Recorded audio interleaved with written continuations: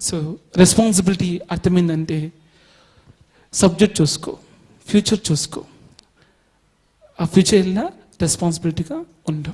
ఇంకోటి 4th one ఏమంటారు దీన్ని? జడ్జిమెంట్.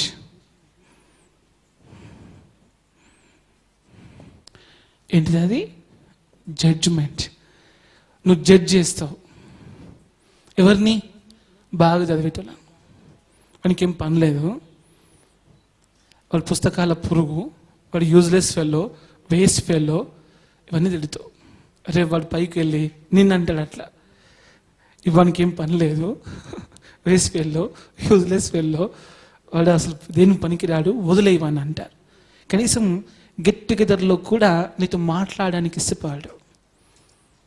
ఒక సక్సెస్ఫుల్ మ్యాన్, నువ్వు ఒక సక్సెస్ఫుల్ మ్యాన్ కావాలంటే ఈ జడ్జిమెంట్ చేయొద్దు. ఎందుకంటే ఈ 3 లక్షణాలు చేస్తారు ఆటోమేటిక్గా. చేస్తారు లేదా? చేస్తారు. ఏం చేయి దానికి బదులుగా నువ్వు అని చెప్తే యాక్షన్. ఏంటది? Action. You must be in the action, not in the judgement. నువ్వు యాక్షన్లో ఉండాలంతే. యాక్షన్లో ఉన్నవాడు జడ్జ్మెంట్ చేయడు, జడ్జ్మెంట్లో ఉన్నవాడు యాక్షన్ చేయడు. That's all. So 5th one ఏంటి అని చెప్తే సింపుల్గా 5th వన్ని మేము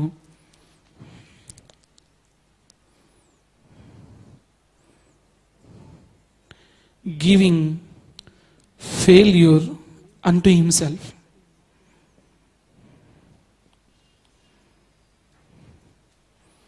గివింగ్ ఫెయిల్యూర్ అంటూ హిమ్సెల్ఫ్. తనకు తాను ఓటమి ఇచ్చుకుంటాడు ఎప్పుడు.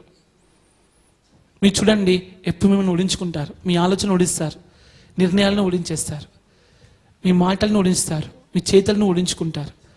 ఒక వ్యక్తి ముంగట ఎప్పుడు మిమ్మల్ని ఓడించుకుంటారు. దానికి మీరు పెట్టుకునే మంచి పేరు ఏందో తెలిసిన? డెడికేషన్. ఏం పేరు పెట్టుకుంటారు? డెడికేషన్. ఇంకా చెప్పన్నా? సాక్రిఫైస్. ఏం పేరు పెట్టుకుంటారు? సాక్రిఫైస్. నేను సాక్రిఫైస్ చేసిన పో, బతుకుపో. ఏదో వీడు భగవంతుడు అయినట్టు. ఇది మీరు చేయొద్దు. ఇక్కడ 5th వన్ ఏం చెప్తాం? Bless your self. ఏం చెప్తున్నాను నేను?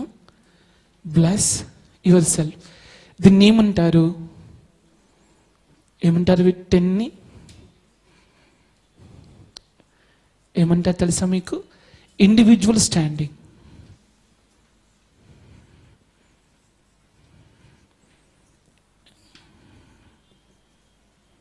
Individual standing. ఇది ఇండివిజువల్ స్టాండింగ్ స్టేటస్. ఇక్కడ స్టార్ట్ అయినోడు ఇక్కడ ఎండ్ అవుతాడు. ఇంకా ఇందులో జర్నీ చాలా ఉంటుంది. ఎక్కువ థియరీ మీకు ఎందుకని, షార్ట్ కట్ అంత సింపుల్గా. చూడండి, you are important yourself, isn't it? నీకు నువ్వు ఇంపార్టెంట్ ఇచ్చుకుంటావు, అప్పుడు ఆటోమేటిక్గా ఇతరులకు ఇంపార్టెన్స్ ఇవ్వాల్సి వస్తుంది, అపోజిట్ వస్తుంది. కాబట్టి ఇతరులకు ఇంపార్టెన్స్ ఇచ్చినప్పుడు నీ విషయంలో ఇర్రెస్పాన్సిబుల్గా ఉంటావు. ఎందుకంటే వాని రెస్పాన్సిబిలిటీ నువ్వు స్వీకరిస్తావు. కాబట్టి అప్పుడు నువ్వు వాని చేత జడ్జిమెంట్ కోసం ట్రై చేస్తావు. నేను బాగా చేసిన కదరా నీకు అని చెప్పినప్పుడు వాడు పొగుడుతాడు.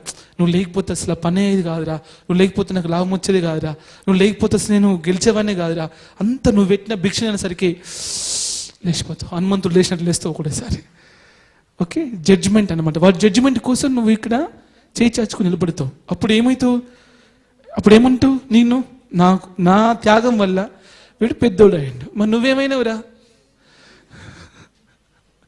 That is a point. ఇక్కడ అర్థమవుతుంది. ఇట్లాంటి స్టూపిడ్ డెడికేషన్లు, సాక్రిఫైస్లు చేయొద్దు. వాడు హర్ట్ అవుతాడు. ఇక్కడ ఈ పాయింట్లో నువ్వేం చేయాల్సి వస్తుంది? హర్టింగ్.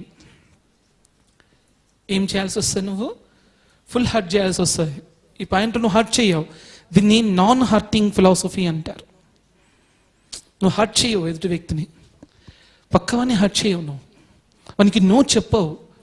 ఏమైనా సరే నో చెప్పవు. తెలుసా? నువ్వు ఎంత కష్టమైనా నువ్వు చెప్పవు. అప్పుడు ఏమవుతుంది? ఇట్లా అవుతావు. ఓకే, నువ్వేం చెప్పాలి? నీకు ఇష్టం లేనప్పుడు నో. నో మీన్స్ నో, అంతే. పొద్దున్న నో చెప్పి మధ్యాహ్నం చుత్స అని చెప్పి సాయంత్రం నర్రప్ప అన్నావు అనుకో, ఆ నోకి అర్థం లేదు. You don't have any self respect, don't have any life in your hand అని చెప్తాను. Once you said no, that means no itself. No means no, అంతే. నో మీన్స్ ఎస్ కాదు, సినిమా పాటలు కాదు ఇక్కడ. ఓకే, లైఫ్ సినిమా పాటలు తీసుకుంటాం. అవునంటే కాదనిలే, కాదంటే అవుననిలే, అటు వెళ్ళొద్దు అని చెప్తున్నాను. Life is not like that. Non hurting philosophy follow కావద్దు అంటాను.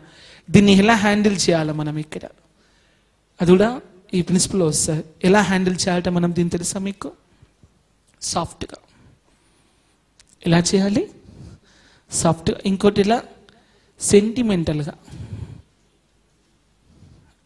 ఎలా చేయాలి దీన్ని? సెంటిమెంటల్గా. ఎట్లా చేస్తారు చెప్పండి ఒకటి, అది కూడా చెప్తా విను. నువ్వు సబ్జెక్ట్కి ఇంపార్టెన్స్ ఇచ్చి చదువుకుంటూ ఉన్నావు. ఇక్కడ ఒక ఫ్రెండ్ వచ్చేసింది, పాయింట్లో ఒక ఫ్రెండ్ వస్తాడు. ఇప్పుడు వాడు అంటాడు నేను ఇంపార్టెంటా నీకు సబ్జెక్ట్ ఇంపార్టెంటా అడుగుతాడు. వీడు ఇక్కడ ఒక ఫ్రెండ్ వచ్చి అంటాడా అంటాడు. అప్పుడు నువ్వు ఏం చెప్పాలి? సాఫ్ట్గా సెంటిమెంటల్గా చెప్పాలి. నువ్వు ఎంత ఇంపార్టెంటో సబ్జెక్ట్ అంతే ఇంపార్టెంట్, కానీ సబ్జెక్ట్ కంటే నువ్వు చాలా ఇంపార్టెంట్. కానీ నా సిచ్యువేషన్ నువ్వు అర్థం చేసుకో. నేను ఇప్పుడు బయటకు వస్తున్నా అంటే మా అమ్మ చాలా హర్ట్ అవుతుంది. అమ్మని హర్ట్ చేయడం నాకు ఇష్టం లేదు, సారీ. వాడు ఇప్పుడు ఏమనుకుంటాడు? నేను చాలా ఇంపార్టెంట్ ఆయనకి. ఓకేరా, బెటర్ లైక్ నెక్స్ట్ టైం. అమ్మ లేనప్పుడు వస్తావుగా, షూర్గా వస్తా 100%. అమ్మ ఎప్పుడు లేకుండా ఉండదు, మనం పోయేది ఉండదు. అర్థమైంది? దాన్ని సాఫ్ట్ సెంటిమెంటల్ కార్నర్ అంటారు. వాడిని కార్నర్లో పెట్టాలి అంతే. వాడు హట్ కాదు, ఫ్రెండ్షిప్ కట్ కాదు, డోంట్ వరీ. వాళ్ళు నెక్స్ట్ స్కూల్కి వచ్చినాక అమ్మ హట్ కాలేదా, ఏం కాలేదు, గుడ్. Sentiment create చేయమంట. మీరు వీళ్ళందరినీ చూడండి, బాగా చదువుకున్న వాళ్ళు, మా డాడీ ఒప్పుకోరు, మా మమ్మ ఒప్పుకోదు, నువ్వు ఏమనుకోవద్దు, నువ్వంటే నాకు చాలా ఇష్టం, అసలు మాట్లాడిపోతే ఉండలేను, నువ్వే ఇష్టం, మా డాడీకి మమ్మీకి నువ్వే ఎక్కువ ఇష్టం తెలుసా, బట్ మా మమ్మీ డాడీ ఎప్పుడంటే వింటాను అంతే. అర్థమైందా? So this is a perfect zone. మీరు ఇవన్నీ చేస్తారు, but I'm just expressing it to you how you deal your self. Deal your self with soft sentiment. దీన్ని ఏమంటారు? దీన్ని ఏమంటారు? దీన్ని సెల్ఫ్ కంఫర్ట్ అంటారు. ఏమంటారు? Self comfort zone.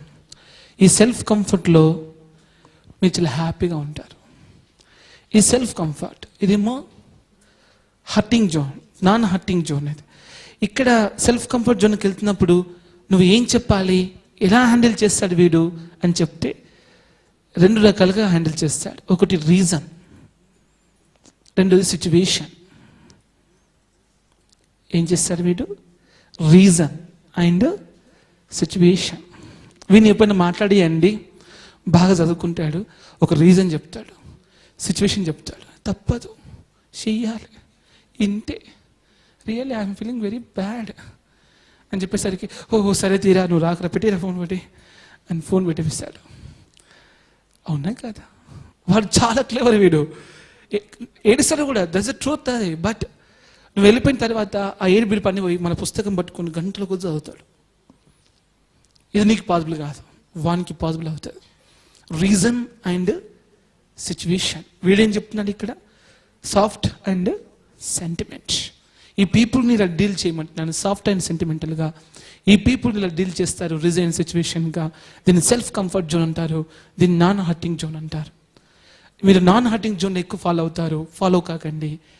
ఇది ఫాలో కండి, సెల్ఫ్ కంఫర్ట్ జోన్ ఫాలో కండి. సెకండ్, రీజన్ అయిన సిచ్యువేషన్ తోటి. ఒక వ్యక్తి ఇష్టం లేదనుకో, రీజన్ చెప్పండి. ఇష్టం ఉందనుకో, సిచ్యువేషన్ క్రియేట్ చేసుకోండి. When you like, create the situation. When you don't like, create the reason. Correct ఉందా? అవునా కదా? రీజన్ చెప్తే వస్తారా మన ఇంటికి? రే మా మమ్మ ఉన్నదా, రాకను. ఓకే ఓకే, ఇప్పుడు రీజన్ చెప్పావు కదా, రాడు వాడి ఇంటికి. ఇట్లా మనం ఇవన్నీ చేసాము ఒకప్పుడు. We did it, but we forgot in our own intuition power, intellect power, instinct power and self wisdom miss అయ్యాం మనం. దీన్ని ఏం ప్లాన్ అంటారు తెలుసా? ఫ్యామిలీ గ్రౌండ్ ప్లాన్ అనమాట. ఇండివిజువల్ ప్లాన్ ఇది, ఇండివిజువల్ స్టాండింగ్ పాయింట్. ఈ ఇండివిజువల్ స్టాండింగ్ పాయింట్లో ఇండివిజువాలిటీని నువ్వు బ్లెస్ యువర్ సెల్ఫ్ అంటే అర్థం ఈ 4 వస్తాయి. Subject is important, future is important, responsibility, action. This means what? Bless yourself. Okay, you are the important, others are valuable, non responsibility, judgement. దీన్ని ఏమంటారు? గివింగ్ ఫెయిర్ అంటు యువర్ సెల్ఫ్, అంటే curse yourself. దాన్ని ఏమన్నా ఇంకో భాషలో cursing yourself. అలా curse చేసుకుంటే దాన్ని పెట్టుకున్న పేరు డెడికేషన్, సాక్రిఫైస్. డెడికేషన్, సాక్రిఫైస్ అంటే సెల్ఫ్ కర్సింగ్ ఆయన.